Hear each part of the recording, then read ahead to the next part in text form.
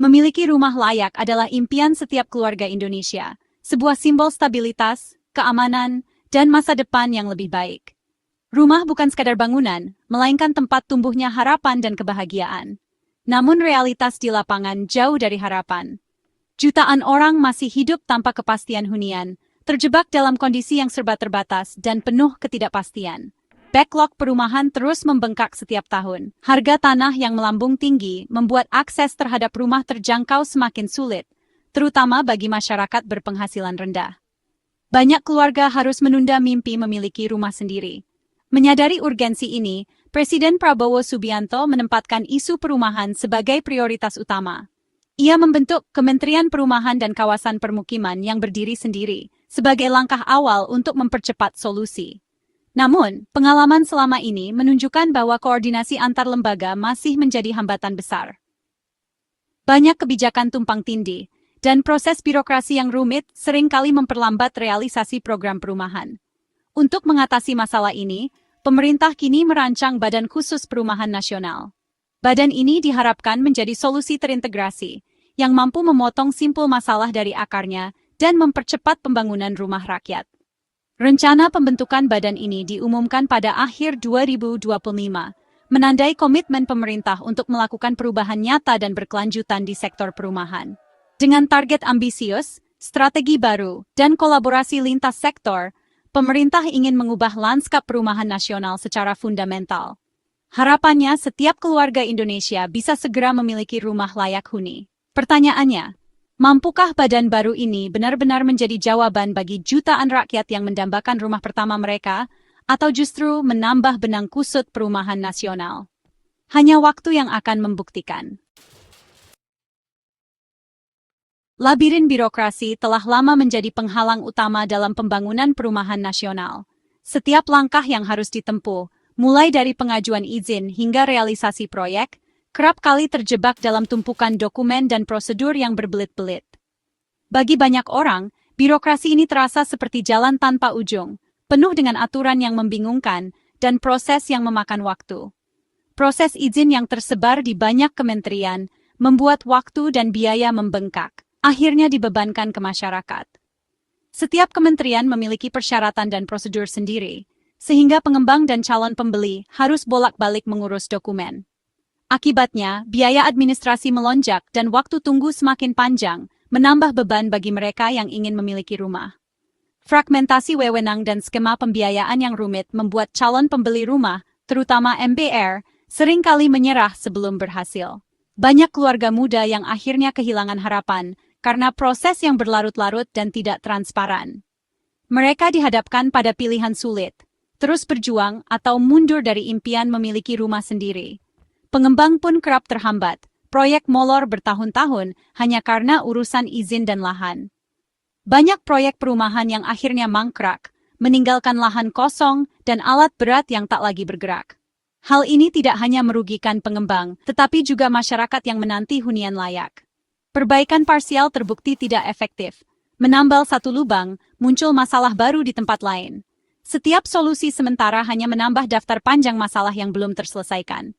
Tanpa perubahan menyeluruh, akar persoalan tetap tumbuh dan menghambat kemajuan. Pemerintah kini menekankan integrasi. Seluruh proses perumahan akan disatukan di bawah satu atap. Dengan kolaborasi lintas kementerian, diharapkan tidak ada lagi tumpang tindih kewenangan dan proses menjadi lebih efisien. Dengan menghilangkan sekat birokrasi dan menyederhanakan alur, waktu dan biaya bisa dipangkas drastis. Proses yang tadinya memakan waktu berbulan-bulan, kini bisa diselesaikan dalam hitungan minggu, bahkan hari. Program perumahan pun diharapkan berjalan lebih cepat, efisien, dan tepat sasaran. Masyarakat bisa segera menikmati hunian layak, dan pengembang dapat fokus pada kualitas pembangunan. Inilah fondasi perubahan yang sedang dibangun, sebuah langkah besar menuju masa depan perumahan yang lebih adil, mudah diakses, dan berkelanjutan bagi seluruh rakyat Indonesia. Pemerintah menggagas Badan Perumahan Nasional sebagai pusat komando tunggal urusan perumahan. Sistem layanan satu pintu akan menyatukan pengadaan lahan, perizinan, konstruksi, hingga pembiayaan di bawah satu lembaga. Tujuannya, percepatan dan kepastian, tanpa lagi lempar tanggung jawab antar instansi. Proses pengambilan keputusan akan lebih cepat, transparan, dan minim pungli. Pengembang dan masyarakat cukup datang ke satu tempat, baik fisik maupun digital, untuk seluruh kebutuhan perumahan. Pola ini mengikuti strategi pemerintahan yang berorientasi pada hasil dan efisiensi. Badan Perumahan Nasional akan menjadi ujung tombak realisasi janji pemerintah rumah layak untuk semua. Masyarakat berpenghasilan rendah (MBR) menjadi prioritas utama program perumahan nasional. Badan Perumahan Nasional akan fokus menyediakan hunian layak bagi pekerja informal, buruh, petani, dan nelayan. Kebijakan ini bukan sekadar bantuan, tapi strategi keadilan sosial dan investasi SDM. Data dan verifikasi calon penerima manfaat akan dikelola terintegrasi, memastikan bantuan tepat sasaran. Skema kepemilikan disesuaikan kemampuan MBR, cicilan ringan, sewa beli, atau hunian vertikal terjangkau. Program tak berhenti di penyerahan kunci, pengelolaan lingkungan, fasilitas umum dan sosial juga jadi tanggung jawab badan ini. Tujuannya, membangun komunitas berdaya, bukan sekadar deretan rumah kosong. Dengan fokus pada MBR, pemerintah ingin mengurangi backlog dan mengangkat martabat jutaan keluarga. Keberhasilan Badan Perumahan Nasional sangat bergantung pada integrasi rantai pasok dari hulu ke hilir yang mencakup seluruh proses mulai dari perencanaan, pengadaan lahan, pembangunan, hingga pengelolaan hunian. Setiap tahap harus berjalan selaras agar tujuan menyediakan rumah layak bagi masyarakat dapat tercapai secara efektif dan efisien. Pengadaan tanah menjadi prioritas utama, dengan wewenang khusus untuk mengelola Bank Tanah Nasional. Badan ini juga menjalin kerjasama erat dengan lembaga investasi, pemerintah daerah, dan sektor swasta untuk memastikan ketersediaan lahan yang strategis dan terjangkau bagi pembangunan perumahan rakyat. Proses perizinan dipercepat melalui sistem satu pintu, yang menghadirkan perwakilan dari berbagai kementerian dan lembaga terkait di satu lokasi. Hal ini meminimalisir birokrasi, mempercepat waktu pengurusan izin, dan memberikan kepastian hukum bagi para pengembang maupun calon penghuni. Standarisasi desain rumah yang efisien dan ramah lingkungan menjadi fokus utama. Dengan penerapan standar ini, biaya pembangunan dapat ditekan tanpa mengorbankan kualitas dan kenyamanan. Rumah-rumah yang dibangun juga akan mendukung gaya hidup berkelanjutan dan hemat energi. Pada tahap konstruksi, Badan Perumahan Nasional mengawasi kualitas bangunan, memastikan penggunaan material lokal yang berkualitas, serta menjaga ketepatan waktu penyelesaian proyek. Keterlibatan tenaga kerja lokal juga didorong untuk meningkatkan perekonomian daerah. Inovasi teknologi, seperti penggunaan prasitak dan metode konstruksi modern lainnya, akan terus dipacu. Hal ini bertujuan untuk mempercepat proses pembangunan, meningkatkan efisiensi, serta mengurangi limbah konstruksi. Setelah rumah selesai dibangun, badan ini juga mengelola pembiayaan, melakukan verifikasi KPR, serta memastikan manajemen hunian sosial berjalan dengan baik. Proses ini penting agar masyarakat dapat mengakses rumah dengan skema pembiayaan yang adil dan transparan. Lingkungan hunian akan terus dijaga, dengan memastikan fasilitas umum seperti taman, sekolah, dan pusat kesehatan berfungsi optimal. Selain itu, pemberdayaan komunitas juga didorong agar tercipta lingkungan yang harmonis dan saling mendukung. Dengan integrasi penuh dari hulu ke hilir, ekosistem perumahan nasional menjadi lebih efisien, berkelanjutan, dan mampu menjawab tantangan kebutuhan hunian masa depan. Inilah kunci perubahan nyata di sektor perumahan, demi mewujudkan impian setiap keluarga Indonesia untuk memiliki rumah yang layak dan berkualitas. Pemerintah menargetkan pembangunan 3 juta rumah baru mulai 2026, lompatan besar dari program sebelumnya. 1 juta unit di perkotaan, 2 juta di perdesaan, menyesuaikan kebutuhan dan karakter wilayah.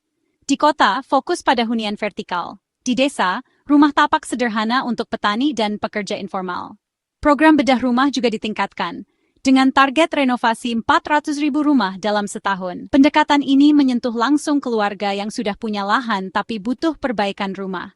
Badan Perumahan Nasional akan mengorkestrasi seluruh proses lahan, izin, konstruksi, hingga pembiayaan. Keberhasilan diukur bukan hanya dari jumlah unit, tapi juga penurunan backlog dan peningkatan kualitas hidup. Inilah komitmen nyata pemerintah untuk perubahan. Pemerintah sadar, membangun 3 juta rumah butuh kolaborasi besar. Badan Perumahan Nasional akan bermitra erat dengan swasta dan BUMN, membagi peran antara regulator, fasilitator, dan eksekutor. Insentif seperti kemudahan izin, jaminan lahan, dan skema pembiayaan disiapkan untuk menarik minat swasta. BUMN karya dan Perumnas akan jadi tulang punggung konstruksi, sementara Bank BUMN menyalurkan KPR bersubsidi.